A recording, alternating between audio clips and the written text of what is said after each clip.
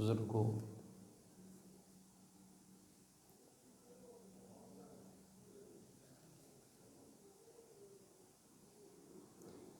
انبیاء علیہم الصلاۃ والسلام کی دو شانیں ہوتی ہیں،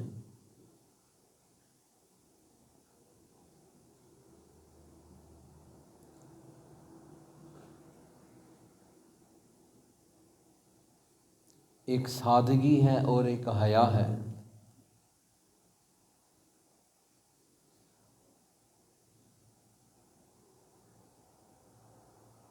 سادگی اور حیا یہ ہر نبی کی زندگی کے دو اہم جز تھے۔ حیا کس چیز کا نام ہے؟ نبی اکرم صلی اللہ علیہ وسلم نے فرمایا، الحیاء من الایمان، حیا کا تعلق ایمان سے ہے۔ ایک انسان کے اندر حیا ہے تو گویا ایمانی قوت ہے، اور اگر اس کے اندر حیا نہیں، نبی اکرم صلی اللہ علیہ وسلم نے ایک اور حدیث میں ارشاد فرمایا، اذا فاتک الحیا فافعل ما شئت، جب تجھ سے حیا رخصت ہو جائے تو پھر جو مرضی کر۔ اذا فاتک الحیا فافعل ما شئت، جب تیرے اندر حیا نہ رہا تو ایمان نہ رہا۔ حیا اور ایمان کا آپس میں بڑا گہرا ربط اور تعلق ہے۔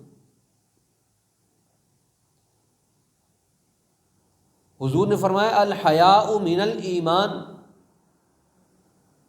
حیا ایمان میں سے ہے۔ جیسے ہم کہتے ہیں وضو اور نماز کا آپس میں بڑا گہرا ربط اور تعلق ہے۔ ایک آدمی بغیر وضو کے نماز پڑھے گا تو نماز نہیں ہوگی۔ اسی طرح ایک انسان حیا کے بغیر کوئی عمل کرتا ہے تو اس کے عمل کی کیا حقیقت رہ گئی؟ اس لیے نبی اکرم صلی اللہ علیہ وسلم نے فرمایا، الحیاء من الایمان، یہ تو ایمان کے شعبوں میں سے ایک شعبہ ہے۔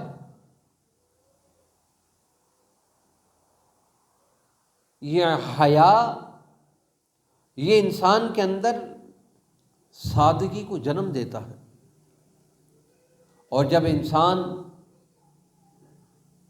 بے حیا ہو جائے تو فرمایا وہاں پر غفلت آ جاتی ہے، تعیش پسندی آ جاتی ہے، وہاں پر تکبر پیدا ہوتا ہے، نخوت پیدا ہوتی ہے، غرور پیدا ہوتا ہے۔ اس لیے نبی اکرم صلی اللہ علیہ وسلم نے فرمایا، جب ایک انسان حیا کے اس دائرہ کار میں رہتا ہے، اللہ کے حبیب صلی اللہ علیہ وسلم کے ایک صحابی حضرت عثمان رضی اللہ تعالیٰ عنہ، ان کی زندگی کا ایسا عمل تھا حیا کا کہ اللہ کے حبیب صلی اللہ علیہ وسلم فرماتے، میرا عثمان ایسا ہے اس سے فرشتے بھی حیا کرتے ہیں۔ انہوں نے حیا کو اپنے جسم کا کیسا جز بنایا؟ ایسا ایمان کا جز تو تھا، لیکن انہوں نے اپنے جسم کے اندر حیا اور ایمان کو منتقل کر لیا تھا۔ اللہ کے حبیب صلی اللہ علیہ وسلم کی دو بیٹیاں آپ کے نکاح میں، اور آدم علیہ السلام سے جناب محمد رسول اللہ صلی اللہ علیہ وسلم تک صرف ایک شخصیت ایسی ہے جس کے نکاح میں کسی نبی کی دو بیٹیاں آئی ہیں، وہ فقط حضرت عثمان ہیں۔ کوئی اور انسان دنیا میں ایسا نہیں جس کو یہ اعزاز حاصل ہو، اس لیے ان کو کہا جاتا ہے ذی النورین، دو نور والا۔ اور اللہ کے حبیب صلی اللہ علیہ وسلم نے فرمایا، لو کان 40 بناتن یہ میرا آسمان ایسا حیا والا ہے، میری 40 بیٹیاں ہوتی، ایک فوت ہوتی میں نے دوسری دی، دوسری فوت ہوتی تیسری دیتا، یکے بعد دیگری 40 بیٹیاں میں عثمان کے نکاح میں دیتا چلا جاتا۔ یہ ایسا حیا والا ہے۔ اللہ کے حبیب کو حیا سے اتنی محبت تھی کہ حیا عثمان کے جسم کا حصہ بنا، حضور کو عثمان سے پیار ہو گیا۔ اس لیے حضور فرمایا الحیاء من الایمان، حیا اور ایمان آپس میں لازم اور ملزوم ہیں۔ اور اللہ کے حبیب صلی اللہ علیہ وسلم نے فرمایا اذا فاتک الحیاء فافعل ما شئت، جب تجھ سے حیا رخصت ہو جائے پھر جو مرضی کر لو۔ جب انسان کی آنکھ میں حیا ختم ہو جائے، ہمارے لوگ کہتے ہیں اس کی آنکھ میں حیا نہیں، جب آنکھ کا حیا ختم ہو گیا پھر بڑوں اور چھوٹوں کی تمیز ختم ہو گئی، پھر اپنوں اور پرایوں کی تمیز ختم ہو گئی، پھر رشتہ داروں کا تقدس ختم ہو گیا، پھر اس کی نظر اٹھتی ہے تو بے حیا اٹھتی ہے، حیادار نہیں ہے۔ حیادار نظر یہ انسان کو رفعت اور بلندی کی طرف لے کر جاتی ہے۔ اس لیے نبی اکرم صلی اللہ علیہ وسلم نے فرمایا یہ حیا اور سادگی یہ دو ایسی نعمتیں ہیں اللہ نے ہر نبی کو عطا فرمائی۔ ہر نبی کے جسم کا جزء اعظم حیا تھا، اور یہ حیا ایسی چیز ہے، فرمایا جہاں پر حیا ہوتا ہے وہاں پر سادگی ہوتی ہے، اور جہاں سے حیا رخصت ہو جائے وہاں پر تملق پیدا ہوتا ہے، وہاں پر تعیشات پیدا ہوتی ہیں۔ گویا حیا سادگی کو جنم دیتا ہے اور بے حیائی تعیشات کو جنم دیتی ہے، تفخرات کو جنم دیتی ہے، تکبرات کو جنم دیتی ہے۔ قرآن مجید نے کہا واللہ لا يحب المستکبرین، اللہ تکبر کرنے والوں کو پسند نہیں کرتا۔ ان اللہ لا يحب كل مختال فخور، اللہ کسی تکبر کو، کسی ایسے عمل کو پسند نہیں کرتا۔ اس لیے تکبر کیا ہے؟ ایک انسان ہے نہیں، وہ کہتا ہے میں ہوں، اس کے اندر وہ کمال نہیں ہے، وہ کہتا ہے میں ہوں۔ اس لیے حدیث میں فرمایا جو آدمی اللہ اس کو بلند کر دیتا ہے جو عاجزی حاصل کرتا ہے۔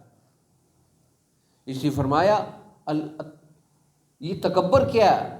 من تواضع للہ رفعہ اللہ، جو آدمی عاجزی کرتا ہے، حیا ہوگا تو عاجزی ہوگی، اور حیا نہیں ہوگا تو عاجزی نہیں پیدا ہو سکتی۔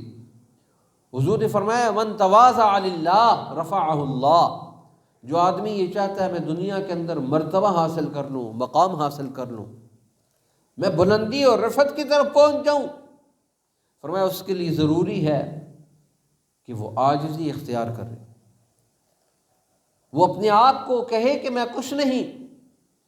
پچھلے دور کے اندر اولیاء اللہ کا، اہل علم کا، عام مسلمانوں کا یہ وتیرہ تھا، سادگی تھی۔ یہ نہیں تھا ان کے پاس مال نہیں تھا، سب کچھ تھا، نعمتیں تھی، باغات تھے، گھر بار تھے، بچے اور اولاد تھیں، گھروں کے اندر سینکڑوں جانور باندھے ہوئے تھے۔ اس دور کی ساری نعمتیں اللہ نے ان کو نصیب فرمائی تھیں، لیکن ساتھ میں حیا اور سادگی عطا فرما دی تھی۔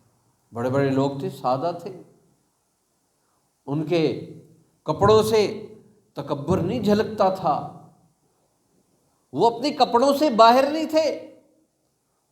آج تو ہم لوگوں کے پاس ہے کچھ نہیں، لیکن تکبر کے مارے ہوئے کوئی آدمی اپنے آپ کو نیچا کرنے کے لیے تیار نہیں، کوئی آدمی اپنے آپ کو پست کرنے کے لیے تیار نہیں۔ حضور نے فرمایا اپنے آپ کو پست کرو گے اللہ بلند کر دے گا، اپنے آپ کو عاجز رکھو گے اللہ بلندی عطا فرما دیں گے۔ اور جب انسان تکبر کے راستے پر چلتا ہے تو فرمایا یہ تکبر ایک ایسا عمل ہے، حدیث میں آتا ہے جہنم کے 7 طبقات ہیں، ان میں 7 طبقات کا عالم یہ ہوگا کہ اللہ ایک دور ایسا آئے گا خربوں سال کے بعد، کسی انسان کو جتنا بڑا مجرم ہے اٹھا کر باہر نکال دے گا، لیکن جہنم کا ایک طبقہ ایسا آئے گا، اللہ پوچھے گا یہ کون ہے؟ فرشتے کہیں گے باری تعالیٰ، اللہ کے علم میں ہے، یا باری تعالیٰ یہ متکبرین کی جماعت ہے۔ اللہ فرمائیں گے خربوں سال کے بعد کوئلے کی طرح سیاہ ہو چکے ہوں گے، اللہ فرمائیں گے ان کو اٹھا کر پھر جہنم میں پھینک دو۔ ظالم سے ظالم انسان باہر آ گیا، اللہ کی اپنی منشا ہے، چاہت ہے، وہ رب ہے، لیکن یہ تکبر ایسا عمل ہے اس کی سزا آخرت میں بھی ختم نہیں ہوگی۔ اور آج ساری دنیا کے اندر ہر آدمی اسی کا مریض ہے، اس کے اندر اس قدر تکبر اور غرور ہے کہ وہ اپنے آپ کو سب کچھ سمجھتا ہے۔ اس لیے اولیاء اللہ نے کہا تکبر کیا ہے؟ تکبر عزازیل را خوار کر بزندان لعنت گرفتار کر۔ 7 لاکھ سال تک شیطان نے اللہ کی عبادت کی، آسمان پر کوئی ایک چپا ایسا نہیں ہے جہاں اس نے اللہ کے حضور سجدہ نہ کیا ہو۔ لیکن یہ ایک ایسا عمل ہے تکبر کا، تکبر نے عزازیل جس کا یہ فرشتوں کا سردار تھا، فرشتے اس سے مشاورت کیا کرتے تھے اور سمجھتے تھے یہ ہم سے اعلیٰ ہے، یہ ہم سے افضل ہے، یہ اللہ کے قرب میں ہے۔ لیکن تکبر ایک ایسی بیماری ہے جس انسان کو لگ جائے، جس جن کو لگ جائے، کسی ولی غوث کتب کو لگ جائے، اس کو اٹھا کر زمین کے اندر پٹک کر پھینک دیتے، کسی بادشاہ کو لگ جائے، کسی وزیر کو لگ جائے۔ یہ ایسی بیماری ہے، یہ ایسا کینسر ہے جس کا انسان مریض بن جائے پھر شفا نہیں ہے۔ اس لیے فرمایا حیا کیا ہے؟ سادی کو جنم دیتا ہے، بے حیائی تکبر کو پیدا کرتی ہے، تعیشات کو پیدا کرتی ہے، تفخرات کو پیدا کرتی ہے، تکبرات کو پیدا کرتی ہے، نخوت اور غرور انسان کے اندر پیدا ہوتا ہے۔ جتنا انسان سادگی کی طرف چلتا ہے گویا نبوت کے قدموں پر قدم رکھتا چلا جاتا ہے، اور جتنا انسان تکبر کے راستے پر چلتا ہے گویا کہ شیطان کے قدم پر اس کا قدم ہے۔ قرآن مجید نے کہا وَلَا تَتَّبِعُوا خُطُوَاتِ الشَّيْطَانِ، شیطان کے قدموں پر قدم رکھ کر نہ چلنا، اس کی اتباع نہ کرنا۔ وَلَا تَتَّبِعُوا خُطُوَاتِ الشَّيْطَانِ إِنَّهُ لَكُمْ عَدُوٌّ مُّبِينٌ، وہ تو تمہارا واضح دشمن ہے، وہ تو تمہیں تکبر کے راستے پر چلائے گا، تمہارے اندر میں پیدا کرے گا، نخوت پیدا کرے گا، ظاہری بڑھائی پیدا کرے گا۔ حضور نے فرمایا جتنی بچھتے چلے جاؤ گے اٹھتے چلے جاؤ گے، جتنی عاجزی انکساری پیدا کرو گے اللہ کے ہاں مقام بنتا چلا جائے گا، اللہ کے ہاں مرتبہ بنتا چلا جائے گا۔ کہتے ہیں کوئی اللہ کے ولی پچھلے دوروں کے اندر چھوٹے چھوٹے پل ہوا کرتے تھے، آپ کو بھی یاد ہوگا، جہاں پانی ہوتا تھا بہت بڑے بڑے پل نہیں، جیسے آج کل تو ہمارے یہاں بڑے بڑے پل بن گئے، چھوٹے چھوٹے پل ہوا کرتے تھے۔ ہمیں یاد ہے یہ جو حسرم دال میں یہ جو ہم چبلاٹی کہتے ہیں، جب وہاں پر صرف ایک پڑسانگ ہوا کرتا تھا، ہم چھوٹے چھوٹے بچے تھے، پڑسانگ سے کراس کر کے آگے جایا کرتے تھے، گاؤں والے بھی جایا کرتے تھے، صرف پڑسانگ ہوتا تھا، وہ پڑسانگ سے گزر کر جایا کرتے تھے۔ اسی طرح ایک چھوٹا سا راستہ تھا، تو اس راستے پر ایک طرف کتا تھا، ایک طرف اللہ کا ولی تھا۔ اب اللہ کے ولی بھی کھڑے ہیں اور کتا بھی کھڑا ہے، اللہ کا ولی یہ سوچتا ہے پہلے یہ گزر جائے، اور وہ یہ سوچ رہا ہے پہلے یہ گزرے۔ اس وقت اللہ کی مخلوق کے اندر بھی بڑا حیا تھا، ہر چیز حیا کرتی تھی۔ جب انسان اللہ سے ڈرتا ہے، اللہ سے حیا کرتا ہے، اللہ کی مخلوق بھی اس کا حیا کرتی ہے۔ جب ہم نے آج اپنے چھوٹوں اور بڑوں کا حیا چھوڑ دیا، اللہ کی مخلوق نے بھی ہمارا حیا چھوڑ دیا، وگرنہ یہ جانور، یہ اللہ کی مخلوق اور انسانیت کو دیکھ کر یہ بڑے کردار ادا کیا کرتے تھے۔ آج بھی آپ اس نجسلین کو دیکھیں، کتے کو آپ پال کے دیکھیں، کتنی وفا ہے، کوئی خود غرضی نہیں۔ انسان کے اندر پھر تکبر ہے، نخوت ہے، آپ اس کو چلائیں تو صحیح، یہ آپ کے لیے اپنی جان لڑا دیتا ہے۔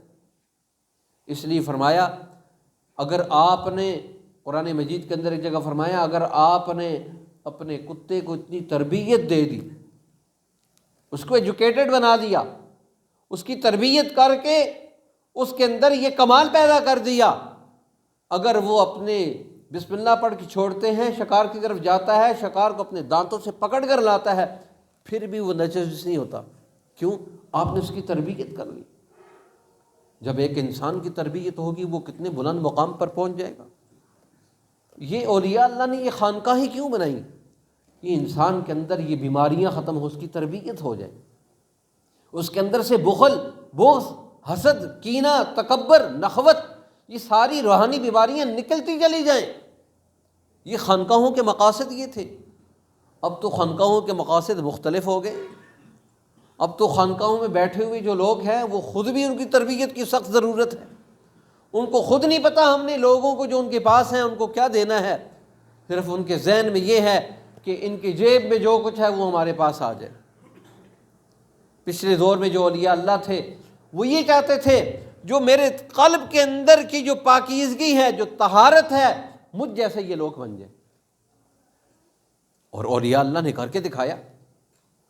نظام الدین اولیاء رحمہ اللہ کو دیکھیں، داتا گنج شکر کو دیکھیں، گنج بخش کو دیکھیں، علی اجمیری کو دیکھیں، ان لوگوں نے کردار ادا کیا اور اپنے سامنے بیٹھے ہوئے لوگوں کے اندر کمال منتقل کیا، اور ایسا کمال منتقل کیا کہ لاکھوں کروڑوں انسانوں کو، صرف کہتے ہیں سلطان النظام الدین اولیاء رحمۃ اللہ علیہ کے ہاتھ پر 99 لاکھ غیر مسلم بنے۔ آپ کے ہزاروں خلفاء تھے، ان لوگوں نے کتنا بڑا کردار ادا کیا ہوگا۔ آج ہم ہیں کہ ایک مسلمان بھی ہم سے تنگ ہے، بھائی تنگ ہے۔ کیوں ہم تنگ کرتے ہیں؟ تکبر کے مارے ہوئے ہیں، بیماریاں ہیں ہمارے اندر۔ ایمان اور بیماری کیسے ساتھ چل سکتی ہے؟ کینسر بھی ہو، صحت بھی ہو، ناممکن ہے۔ یہ ہم نے اپنے اندر کینسر پیدا کر لیے ہیں، حسد کا کینسر، بغض کا کینسر، نفرت کا کینسر، اختلاف کا کینسر، یہ سارے کینسر ہیں، یہ روحانی بیماریاں ہیں، یہ شیطان کی ساری بیماریاں ہیں جو ہم نے اپنے جسم کا روگ بنا لیا۔ آج ہم جھکنے کے لیے تیار نہیں۔ حضور نے فرمایا تواضع للہ رفعہ اللہ۔ وہ اللہ کا ولی، وہ کتا اس سے پوچھتا ہے تو بہتر ہے کہ میں بہتر ہوں؟ تو وہ اللہ کے ولی اس کو جواب دیتے ہیں کہ جب میری موت کا وقت آئے گا تو پھر میرے پاس آنا، میں بتاؤں گا۔ کہتے ہیں میت پڑی ہوئی، پوچھا کیوں نہیں جنازہ پڑھ رہے؟ غروب ہونے کا وقت ہے، دیکھو دور سے کتا آ رہا ہے، پوری گرد و غبار ہے، پاس آیا میت کے تو حال ہی حال میں وہ کیفیات پیدا ہوئیں، تو کہنے لگے اب میں بہتر ہوں۔ پوچھا کیوں؟ کہنے لگے اس وقت تک مجھے اپنی بخشش کا کوئی پتہ نہیں تھا، اب اللہ نے معاف کر دیا۔ اگر مجھے معافی نہیں ملی تو بہتر ہے، تو اس سے حساب تو نہیں ہوگا۔ ایک انسان سے اگر حساب ہو جائے، کسی اللہ والے نے کیا خوب کہا، یہ حساب گنے تے تھر تھر کمن اچیاں شانہ والے۔ اللہ حساب لینے پہ آ گیا تو پھر کون بچ سکتا ہے؟ حضرت عائشہ سے پوچھا آسان حساب کیا ہے؟ فرمایا بس ورقہ پلٹتا جائے اور نکلتا جائے بندہ، کہیں اللہ نے پوچھ لیا یہ کیا ہوا تو پھر ہلاک ہو گیا۔ نوقش فی الحساب، جب پوچھ لیا گیا تو پھر ہلاک ہو گیا، پھر تباہ ہو گیا۔ وہ کہنے لگے میں بہتر ہوں، کیوں؟ اللہ نے مجھے معاف کر دیا، اللہ نے میری بخشش کر دی۔ اور اگر بخشش نہیں ہے، اولیاء اللہ ہر وقت اپنے ایمان کی اضطراب میں رہتے تھے۔ آج ہمیں اپنی ایمان کی فکر نہیں ہے۔ ایمان کتنی قیمتی چیز ہے، اللہ مجھے اور آپ کو اپنی ایمان کی قیمت نصیب فرما دے۔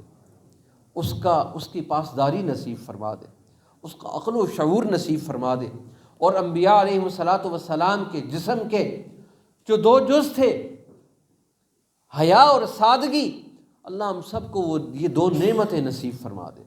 ان دو نعمتوں کے آنے کی دیر ہے، تکبر جسم سے نکل جائے گا، روحانی بیماریاں ختم ہو جائیں گی۔ اللہ مجھے اور آپ کو وافر مقدار میں اس کا حصہ نصیب فرمائے۔ وآخر دعوانا الحمدللہ۔